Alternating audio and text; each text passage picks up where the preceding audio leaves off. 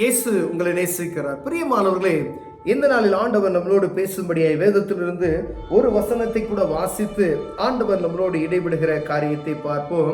அது ஓசியா தீர்க்கதரிசியின் புஸ்தகம் 7வது அதிகாரம் 2வது வசனம் இப்படியாக சொல்லுகிறது: அவர்கள் பொல்லாப்பை எல்லாம் நான் நினைவில் வைத்திருக்கிறேன் என்று அவர்கள் தங்கள் இருதயத்தில் சிந்திக்கிறது இல்லை. இப்போதும் அவர்களுடைய கிரியைகள் அவர்களை சூழ்ந்து கொண்டது, அவைகள் என் முகத்துக்கு முன் இருக்கிறது. ராஜாவை தங்கள் பொல்லாப்பினாலும் அதிபதிகளை தங்கள் பொய்யினாலும் சந்தோஷப்படுத்துகிறார்கள். ராஜாவை தங்கள் பொல்லாப்பினாலும் அதிபதிகளை தங்கள் பொய்களினாலும் சந்தோஷப்படுத்துகிறார்கள்.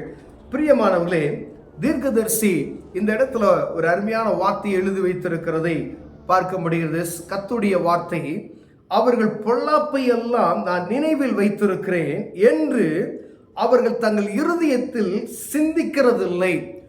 நம்ம பூமியில இருக்கக்கூடிய நாட்கள்ல நம்ம செய்கிற எல்லா காரியத்தையும் ஆண்டவர் ஒருவர் பார்த்து கொண்டு இருக்கிறார் என்பதை மறந்து போய் நம்முடைய சிந்தைக்கு மேலாய் நம்ம அதை யோசிக்கிறதே இல்லை அப்படின்னு சொல்றார். நீங்க என்ன பொல்லாப்பு செய்தாலும், என்ன அக்கிரமம் செய்தாலும், என்ன தவறு செய்தாலும் அதை நான் நினைவில் வைத்திருக்கிறேன் என்று சொல்லுகிறார். பிரியமானவர்களே, ஆண்டவருடைய கணக்கு புஸ்தகத்துல நாம் செய்த எல்லாவற்றையும் அவர் நினைவில் எழுதி வைத்திருக்கிறார். பிரியமானவர்களே, இப்பொழுதும் அவர் என்ன சொல்லுவாங்க, இப்பொழுதும் அவருடைய கிரியைகள் அவர்களை சூழ்ந்து கொண்டிருக்கிறது.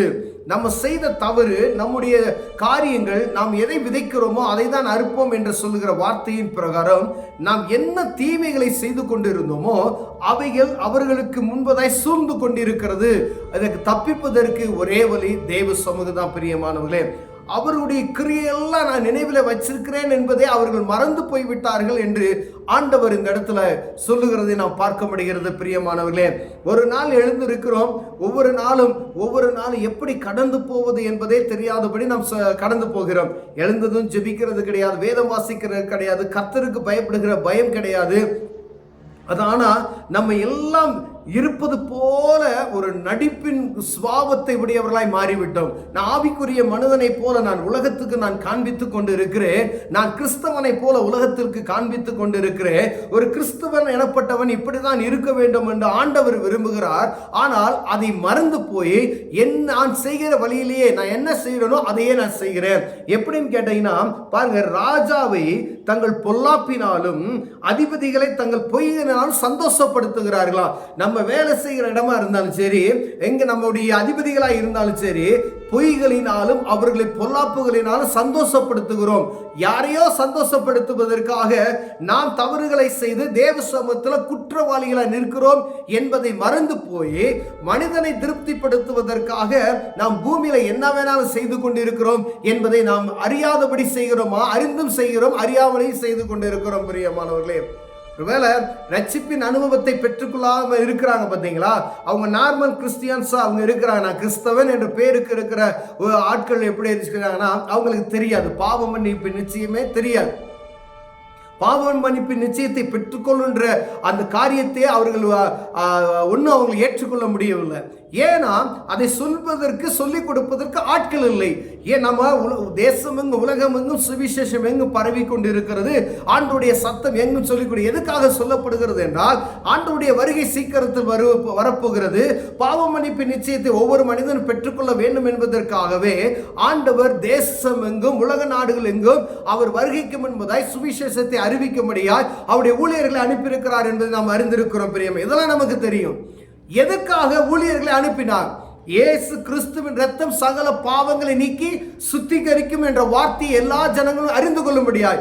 ஆனா சபையில இருக்கக்கூடிய நமக்கே நாம் செய்கிறது என்னது என்று தெரியாதபடி நாம் அவருடைய சன்னதி, அவருடைய சமூகத்துல நாம் செய்த எல்லா அக்கிரமும் அவர் முன்பதாய் நிற்கிறது என்பதை புரியாதபடி நடந்து கொண்டிருக்கிறோம் என்பதை தீர்க்கதரிசி நமக்கு எடுத்துரைத்துக் கொண்டிருக்கிறதை நாம் பார்க்கிறோம். பிரியமானவர்களே, சபையா இருக்கலாம், நம்ம கிறிஸ்தவரா இருக்கலாம், எந்த சேர்ச்சா வேணாலும் இருக்கலாம்னு வச்சுக்கோங்க. நான் இந்த சேர்ச்சில் அங்கத்தினர், அந்த சேர்ச்சில் அங்கத்தினராக இருக்கு, நீங்க எங்க வேணாலும் அங்கத்தினராக இருந்துக்கலாம். ஆனா ஆண்டவருக்கு முன்பதாய் நான் நீதி உள்ள மனிதனாய் காணப்படுகிறனா என்று பார்க்கும்படியாய் தீர்க்கதரிசியின் மூலமே உரைக்கிற அந்த சத்தத்துக்கு நமக்கு செவி கொடுக்க மனதாய் இருக்குமையினால் ஆண்டவர் நம்மளோடு பேசுகிறார் என்பதை நாம் புரிந்து கொள்ள முடியும். பிரியமானவர்களே, நாம் செய்த அக்கிரம காரியங்கள் எல்லாம் அவருக்கு முன்பதாய் இருக்கிறது என்று வேதம் சொல்லுகிறது. அவர்களுடைய காரியங்கள் எனக்கு முன்பதாய் இருக்கிறது, அவர்களுக்கான காரியங்களை நான் கொண்டு வருவேன் அப்படின்னு சொல்லுகிறார். ஏன் இந்த காரியத்தை நாம் சிந்திக்காமல் இருக்கிறோம்? பாவ மன்னிப்பின் நிச்சயத்தை பெற்றுக்கொள்ள வேண்டும். ஒருவன் பாவ மன்னிப்பின் நிச்சயத்தை பெற்றுக்கொண்டு விட்டால் அந்த பாவத்தை மீண்டும் செய்யாதபடிக்கு அவன் ஜாக்கிரதையா இருக்க முடியாது ஆண்டவர் விரும்புகிறார். ஒரு பாவம் செய்யப்பட்ட ஒரு மனிதனுக்கு ஆண்டவர் சுகம் கொடுக்கிறார். இனி நீ பாவம் செய்யாதே என்று அனுப்பிவிடுகிறதை நாம் பார்க்க முடிகிறது. ஆண்டவர் சொல்றாரு, அற்புதமாய் நீ சுகத்தை பெற்றுக்கொண்டா என் மகளே, நீ கடந்து செல், இனி நீ என்ன செய்யாத, பாவம் செய்யாத. அப்படின்னா ஆண்டவர் கொடுக்கிற அற்புதமும் ஆசீர்வாதமும் நிபந்தனைகளுக்கு உட்பட்டது என்பதை நாம் புரிந்து கொள்ளும்படியாக அழைக்கப்படுகிறோம். ஆண்டவர் ஒரு அற்புதம் செய்கிறார். அந்த அற்புதத்துக்கு பின்பதாய் அவருக்கு கீழ்ப்படிந்து உண்மையோடு நடக்கணும், உத்தமத்தோடு நடக்கணும், பாவத்துக்கு விலகி இருக்கணும் என்கிற காரியத்தை அவர் மீண்டும் மீண்டுமாய் உரைக்கிறத நாம் பார்க்க முடியாது. ஏன்னா அவர் பாவத்துக்கு நம்மை விளக்கும்படியாவே அந்த பூமிக்கு மனுரூபமாய் வந்தார். பிரியமானவர்களே, இங்க வசனம் சொல்லப்படுகிற அந்த காரியத்துல நான் செய்த அக்கிரமெல்லாம் அவருக்கு முன்பதாக இருக்கிறது என்பதை நாம் மறந்து போய்விட்டோம் என்பதை சொல்லப்படுகிறது. அப்படின்னா நம்ம மீண்டும் என்ன செஞ்சிட்டோம், ஒரு மலட்டு இருதயம் உள்ளவர்களாய் காணப்படுகிறோம். ஏன்னா இன்னைக்கு எந்திருக்கிறோம், வெளியில போறோம், 1000 மனுஷங்களை பார்க்கிறோம், வேலைக்கு போறோம், வெளியில, ஆனா தெய்வத்துக்குடைய அந்த கர்த்தருக்கு கொடுக்கக்கூடிய பயமோ அந்த சிந்தனையோ எனக்குள்ள இல்லாதபடிக்கு நான் வேற்று காரியத்தை நான் செய்து கொண்டு இருக்கிறேன் என்று பார்க்க முடிகிறது. பிரியமான, அப்ப நம்ம என்ன செய்யணும் அப்படின்னா, ஆண்டவருக்கு பயப்படுகிற பயம் எனக்குள்ள இருக்கிறதா என்று பார்க்கும்படியாய் ஆண்டவர் உங்களோடு என்னோடு பேசிக்கொண்டு இருக்கிறதை பார்க்க முடிகிறது. வேதத்தில் சொல்லப்பட்ட வார்த்தைகள் எல்லாம் 100% உண்மை. அது ஒரு நாள் என்ன செய்யாது, வீண் போகாது அந்த வார்த்தைகள். அப்படியானா ஆண்டவர் இன்று நாளில் உங்களோடும் என்னோடு பேசுகிற ஒரு காரியம் என்னவென்றால், இந்த பாவங்களை செய்கிறோம், அதற்கு ஆண்டவர் பார்த்து கொண்டு இருக்கிறார் என்கிற அந்த சிந்தனைக்கு மேலாக நாம் சிந்தித்துக் கொண்டு இருப்போம். ஏன்னா இந்த நாள் ஒரு ஆண்டவர் ஒரு வாய்ப்பை உங்களுக்கும் எனக்கும் கொடுக்கிறதை பார்க்க முடிகிறது. பிரியமானவர்களே, என்ன அப்படின்னா, ஆவியானுடைய காரியங்கள், ஆண்டுடைய வல்லமை, ஆண்டுடைய பிரசனம், ஆண்டுடைய கிருபை நம்ம மீது இறங்கணும் அப்படின்னு சொன்னா நம்ம பாவத்துக்கு விலகி நீதிக்கு பிழைக்கிறவர்களாய் காணப்படவே அழைக்கப்படுகிறோம். பிரியமான, ஒருவேளை இந்த காரியத்தில் ஆண்டவர் உங்களோடு இடைப்பட்டார், ஆண்டவரை நான் செய்கிற தவறெல்லாம் அதுக்கு முன்பதாக இருக்கிறது என்பதை உணர்ந்து கொள்கிற ஒரு உணர்வின் ஆவி எனக்குள்ளும் உங்களுக்குள்ளும் இருக்குமையினால், ஆண்டவர் இந்த பாவத்திலிருந்து என்னை விடுவித்து காத்துக்கொள்ளுங்க ஆண்டவரே, இனி பாவம் செய்யாதபடி. ஆண்டவர் யாரையும் திருப்திப்படுத்துவதற்காக நான் பொய்யையும் பொல்லாப்புகளையும் செய்து ஆண்டவருக்கு விரோதமான காரியத்தை சேர்த்து வைத்துக் கொண்டிருக்கிறேன் மாத்திரம் எனக்கு புரிகிறது. இனி நான் பாவம் செய்யாதபடிக்கு என்னை காத்துக்கொள்ளுங்க அப்படின்னு சொல்லி ஜபிப்போமானால் கர்த்தர் நம்மை விடுதலையாக்க வல்லமையுள்ளவராக இருக்கிறார். கண்களை மூடுவோம், ஜெபம் செய்வோம். அன்பின் தகப்பனே, அருமையான நாளுக்காய் ஸ்தோத்திரம் ஐயா.